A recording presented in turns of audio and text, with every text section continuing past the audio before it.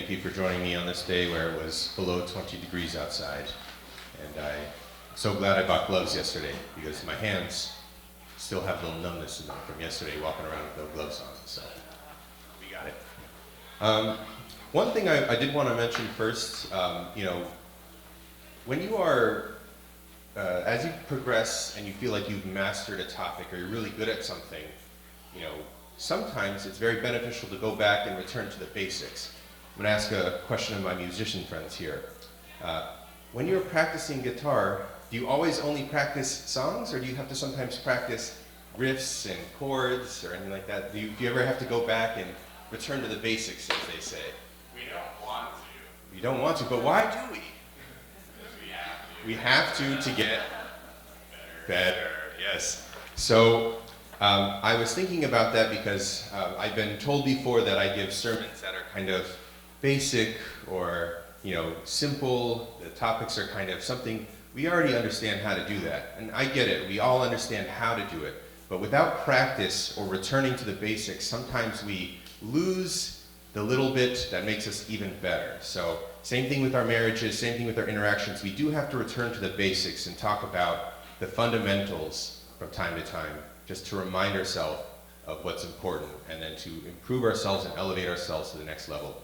So my sermon today is a very basic sermon, but also I feel one of those fundamental parts that we really have to dive into and practice and get into. I'm also going to try not to move as much today because I noticed last time I gave a sermon I was walking back and forth, and then it was too much, and then half the time my voice cut out. So my mom said, I like the parts I could hear. But today's sermon is called Love in Action, Building Community Through Unconditional Love and Forgiveness. Now, as you can see here, I'm loving Facebook memories, right? They pop up. It's like 8 years ago, 12 years ago, 15 years ago. 15 years ago, I was a bit of an idiot. So 8 years ago, though, I was starting to get a little better. This one popped up, and I was like, wow, this is so awesome. Like this photo of Anakai, he's just expressing his personality and just being, himself. Then I looked a little closer, and I was like, oh, there's that chair on the ground. There's a laptop charger there. That's where the laptop he was watching something on that just got dropped on the floor. There's some jacket he was wearing earlier that's now there. Somebody's gloves, and then a whole bunch of random things that he's just kind of thrown around the house. And I was like, oh my gosh, he's such a messy kid. He's the kid who walks into the bathroom to change, takes off all his clothes, and drops them on the ground next to the hamper that is not full, it is empty, because I do the laundry every week, and it's usually mostly empty. So I thought about that, and I was like, wow, like as a parent or as a child, one of those things you have to make sure that you're practicing too, beyond just love, which at times can be easy, because look at that face, right? You can't not love that. There's also forgiveness, right? We can't also not forgive our child for making messes, because we have to. Can a family survive without forgiveness? And that's the first part of my talk today I wanted to go into. Can we survive as just, not even community yet, at a family level, without being able to forgive each other? No, absolutely not. I can't operate with my children if I can't forgive them for making a mess. I can't forgive them for sneaking up and staying up too late and watching TV when they were supposed to go to bed at 8 o'clock, right?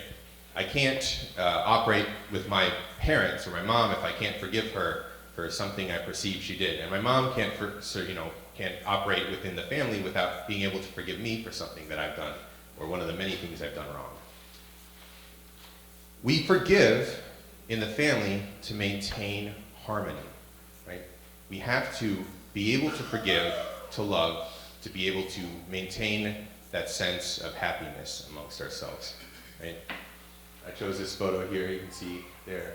I thought of it like almost like a yin-yang style, grass. They're laying down on a hammock after playing around in the backyard. Probably they were driving me crazy at some point, because they were running too close to the edge in the water, and I was yelling at them. But essentially, we have to practice love daily, right? It's not something we can just say, okay, I love my wife, and then that's it. We're good, right? We got infinity, eternity forever because I loved her at one point, right? It's not really how it is. Same thing with your kids.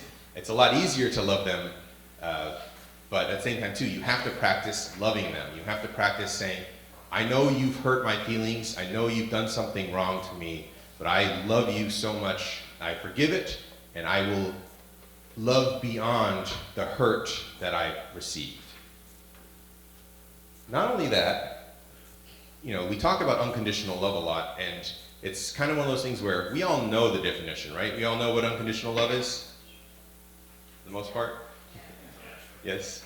It's love without conditions, right? Love beyond anything else. It's what God feels for us, what we are supposed to feel for every single person that we meet. And the ripple effect of love and forgiveness, right? What happens when you can love somebody? What happens in that moment? What do you create with your ability to love somebody and forgive them beyond what they've done to you? So, as I mentioned before, love is an active choice. And here we are with my broken back. I'm carrying Kailani because she couldn't get down from the top of the lifeguard stand because she scratched her foot climbing it. So, like I said, I love Facebook memories. I'm finding all my old photos. But love is an active choice. It's a daily commitment, right? I have to choose to love every day. Some days it's a lot easier than others. I can wake up and the dog is licking my face, and I look at it and go, okay, yeah, all right, you're very cute. I love you. And then there's other days when you come home from work and the dog has got into the garbage and thrown all the things in the garbage around the house and spread them around for you to find, right? That's a little harder to love. Same thing with your spouse, same thing with your children, right? Some days Simone is doing little things like bringing me cups of coffee every morning at work. She'll make coffee for me, and she'll drop off a cup as I'm starting to teach class, right? And there's other times when it's a little bit harder. We're not going to go into those yet because we want to keep it nice and light. But essentially, those little acts of love are important, right? When I ask my son, hey, I'm like wiped out, I'm tired, I'm in bed, could you fill my water bottle? And he comes and he takes the water bottle and he fills it up and then he brings it back. And that's a little act of love, right? And we do the same thing for everybody that we care about, or try to. We always do something little for them. Anybody have a little act of love that maybe somebody significant did for them recently? Anything nice? Yes, Mika. Every time I get into the car with my husband, then I notice that the seat warmer has already been turned on. All right. Good job, Abe. Yeah, that's exactly. I mean, it's the little things. These are not grand romantic gestures that we're told to expect when we watch TV shows or movies. They're the little things. They're daily practices of somebody showing, I think about you even when I'm not necessarily making anything grand. I'm doing the little things to make your life better, right?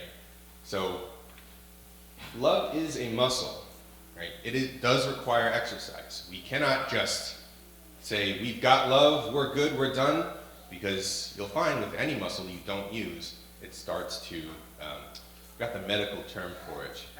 Atrophy, there you go, atrophy, that's the term. Thank you. It starts to atrophy, it starts to get weaker if it's unused. To practice and develop our love muscle, we have to actively use it. We have to practice loving people even when it's hard. You have to do it daily. You can't just say, it's a bad day for me, I'm just gonna be done. I mean, there are times when you will have that experience. I'm sure we had days where I can get out of bed and that's about it. That's all that you can expect from me. But if we don't actively practice loving other people, we will start to lose it. We're trying to coordinate some gym going, right, Gukyoung? Yes, Gukyoung's going a lot better than I am. But you go to the gym, you work out, and you build your muscles. You can lift heavier weights, you build muscles, you build your strength over time.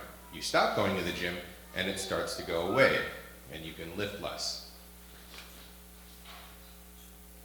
When I was a kid, and I was at night, my mom was trying to talk to me about prayer and how that works. And because, I would go to bed and she'd say, like, oh, let's pray. And I'm like, why am I praying? I don't really get this. And she said, well, here's what we do instead. We're going to pray. And what I want you to do is imagine that you're creating a glowing bubble around yourself at night. And you're praying for God to protect you. And then that's the level she started at. She said, pray and create in your mind a magic glowing bubble around yourself of God's protection, of God's love. And I was like, okay, cool. And then I did that, and I imagined over time being able to maintain that bubble as I laid in bed and then falling asleep. Eventually, she was like, okay, well, that's good, you got yourself.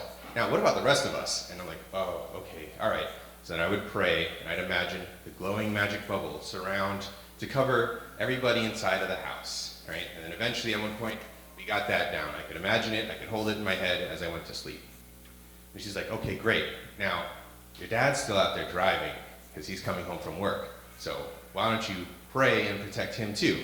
So I imagine, pray, I grow my golden bubble of love to cover my entire family, no matter where they were. She's like, all right, good. Now all of our family, to everybody that we have to do.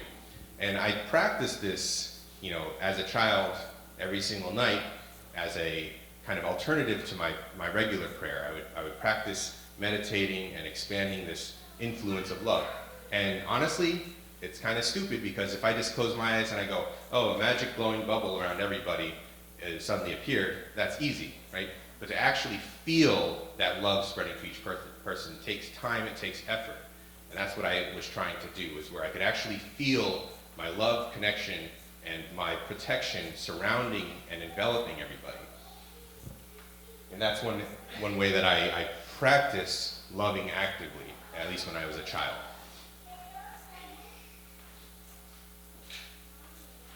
Practicing unconditional love is the next step. Here is a picture of my kids helping me decorate my classroom. Yes, it's very, very cute. My backdrop is a crumpled mess, but they were making a burrito, and that was okay. So, again, we talk about what is unconditional love. Unconditional love is the ability to love without condition. To love somebody so much that it doesn't matter what they do to you, you can overcome it. There are some benefits to loving unconditionally, and there are some difficulties. What are the benefits of loving someone unconditionally? No expectations. No expectations. Very good. I love you no matter what. I don't expect anything from you. You could ignore me if you wanted to, but I still love you so much, it doesn't matter. And that's all your power. What are some of the difficulties of loving unconditionally? Anybody had that experience recently, Adrian? Unrequited. I love you, you ignore me, and then that can hurt, right? But again, if it's unconditional, we can love beyond that. But yeah, there are difficulties with that. Yes? Boundaries, yes, that is true too. Being able to say, this is too much, I need space, you're encroaching on my ability to exist peacefully. As my children say, I love them so much, I want to take photos of you no matter what. So I would take photos of them and they would get mad at me. And they came to me one day with a plan. They said, Daddy, we need to learn about consent. I'm like, what? And they're like, we need to learn about being able to have our opinions validated or proved. So you cannot take a photo of us without asking first and without getting our permission. And I was like, oh God, this is gonna suck. So that's one of the practices we try to do now, is say, like, look, I want to take a photo of you, is that okay? And sometimes I have to bribe them. I say, look, I'm taking you to your favorite restaurant, I get a photo of you. And they say, okay. Or, when we get home, if I can take photos of you, you can have your game time afterwards, and they're okay. Other times, they're just not in the mood, they don't want it, and that's fine. And I'll say, okay, I'll remember it in my mind until I start to lose my mind, and then who cares? And when Peter was here, he was talking about active listening, right? As an act of listening to somebody and really keying in on what they're saying and just feeling it and allowing them to just talk, right? And then, there's the act of parroting back what they say, to affirm that you've spoken to them. But that is, in essence, one way we practice unconditional love, right? When my wife talks to me and tells me something, a feeling she has, I have to listen and I have to hear what she's saying and not let my ego get in the way. That's, I would say, one of the biggest things when going through the marriage course with Roger and Daniela was being able to say, I'm going to listen to you, and I'm not going to start thinking about, oh, this is the reason why I do that, or this is how this is supposed to go. That's not me, giving her the space to talk and loving her unconditionally. I'm loving her because, in so much as my ego isn't hurt, right? So what that means is Simone is telling me something like, look, when we're walking the dogs and you get really far ahead of me and you don't hold the door open for me, that hurts my heart. And I'm like, oh God. And then in my mind, I'm like, I'm walking so fast ahead of you because I'm so cold. And when you're walking the dogs, you just let them sniff everything. And I just want to get back inside. And that's why I'm just going in, and I'll stand in the doorway and wait for you to come in. But she's telling me her feelings about it, right? She's saying, this is what matters to me. This is something that, I need from you. And I have to sit there and go, you know what, that's right. It's not about me and my ego. It's about Simone expressing her feelings and her hurt. And I have to do that better because I'm not very good at it. I'm working on it. Like I said, if we are only looking at what somebody is saying to us or what somebody is doing to us, and we frame it from our feelings, our ego, and our hurt, you've done this to me, so I'm upset at you. That's not loving them unconditionally. That's letting my ego get in the way of my feelings for you, right? That's not how we want to operate with people. We have to look at them through God's eyes, right? People look at the outward appearance, but the Lord looks at the heart. We have to take what somebody is doing or saying to us and understand there's more there, right? And I'm really thinking about this a lot lately because there's so many members right now who are hurt, who are not engaged, who are not interested in being here with us. Part of it is they're hurt and they don't know how to express that. Part of it is they came to us for something and we did not accept them or listen to them properly. And that just happens. That's natural because everybody, communicates differently. Everybody interacts differently. We can't look at it as, you don't come to church, so you're doing something wrong, right? That's not how God sees it. That's not how we should see it. We have to see it as, how can I love you so much that you can't bear to not come and spend time with me because no matter what you do, I still love you. That's one thing, my mom is very good at. No matter what kind of crazy things, my sister or myself have pulled over the years, she just loves us. It doesn't matter. It's like, oh, I have to come pick you up because, you decided to, quit college, your junior year. Sure, I'm going to come there and I'm going to take you home, and there's nothing wrong with that. Like, let's figure out what your next steps are, or let's just give you some time to recover. That wasn't me. I finished college. Or my mom, I called her and I say, hey, look, I went out to my friend's house, in high school. I had some unsavory friends, and there was a party, and I was like, oh gosh, I feel uncomfortable now. I don't want to tell my mom because I'm going to get in trouble, but I have to call her anyways because this is just not going well here. The cops are going to come at this point. And I call her and I say, hey, look, something happened. I'm so sorry. Can you just come pick me up? She arrives, takes me home, no comment, just thank you for calling me. And that's it, right? That's unconditional love. No matter what I did, we'll have a talk later, of course, about good choices versus bad choices. But essentially, she just loves me, and she loves her children so much that doesn't matter what you do, that's it. You can leave. My little sister went off and she had she's lived a life that was not something my mom wanted her to have. But my mom was always there for her. She always answered the phone. She always loved her unconditionally. And then when it came time for my sister to realize that, they're now best friends and they talk constantly, right? My little sister has, gotten to the point where she can come to my mom for assistance. My little sister now is married and, she's got 2 houses and a career that pays more than Simone and I make together. But she's gotten to a point where she and my mom have surpassed this level and engaged in that unconditional love experience. Let's see if this plays.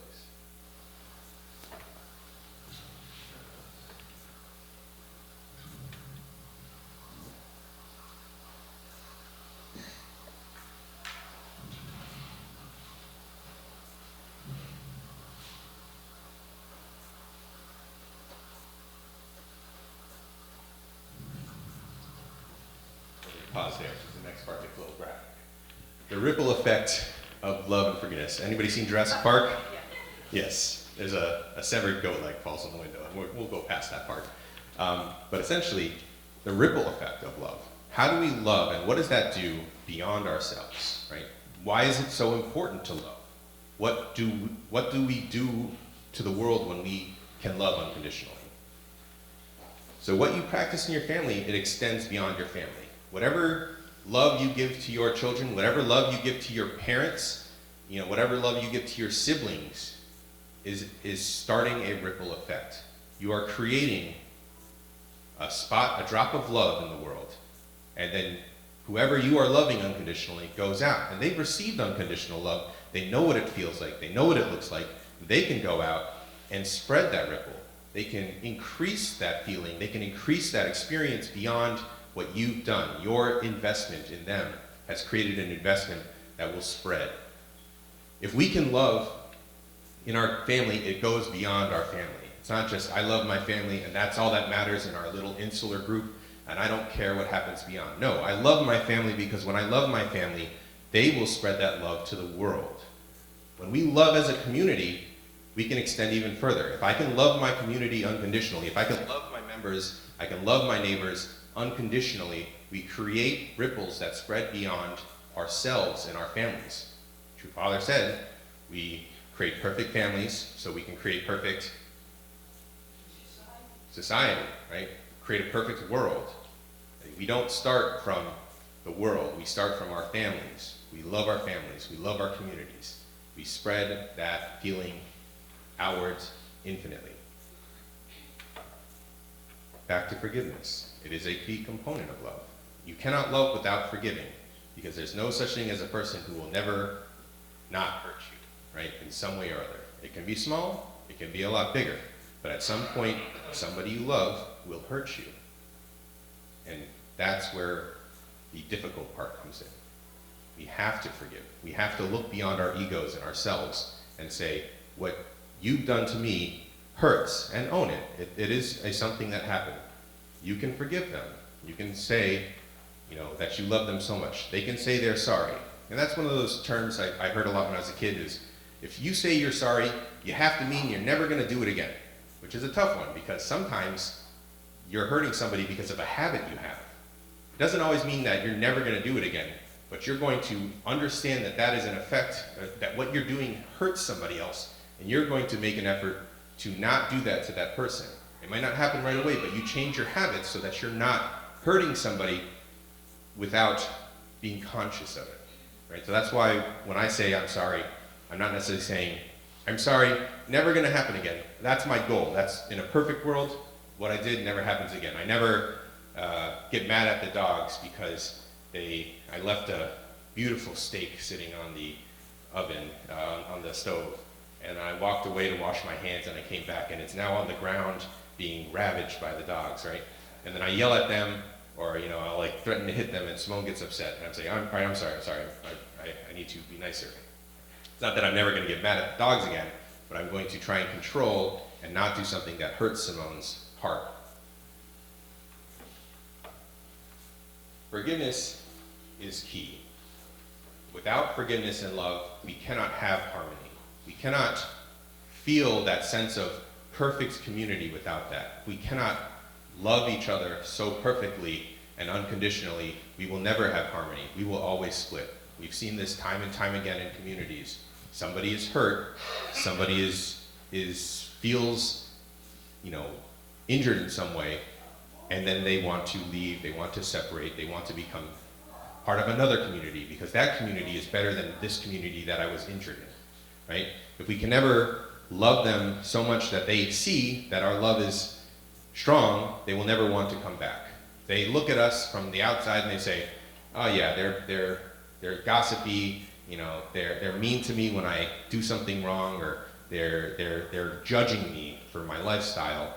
They're never going to want to come back once they've left. Once they're outside of that circle, that's it, they're done.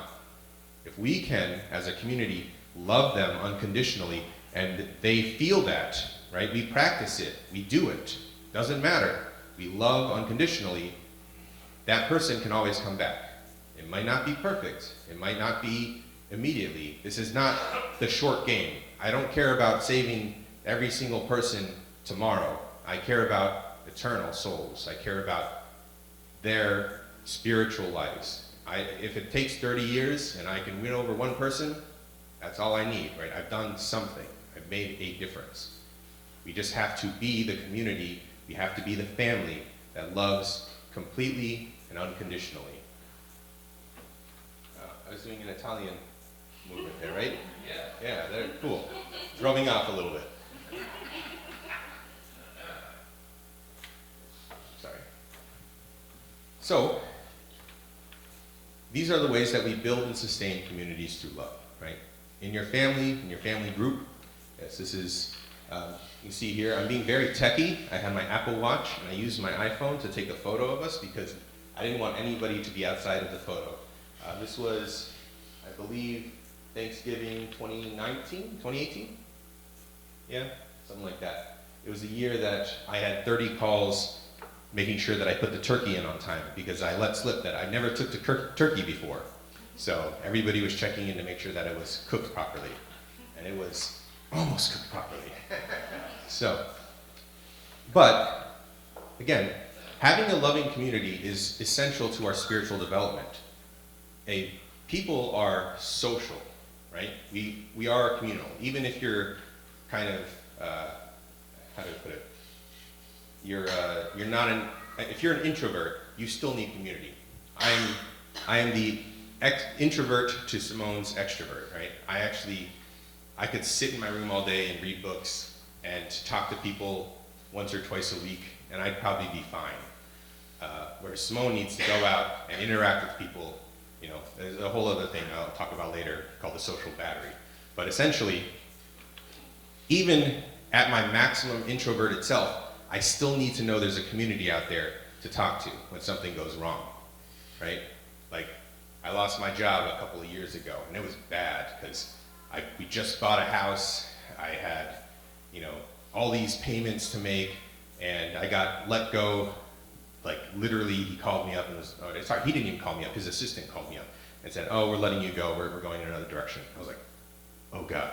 Simone was a real estate agent, and her money came in like here and there, and I was like, oh good, our bank account is in trouble because we're not gonna be able to pay our bills. And at that moment, at my most introverted self, all I wanted was people around me to go to and say, hey, I need somebody to talk to, I need some support, I need somebody to tell me it's gonna be okay and give me a hug. That's what I did.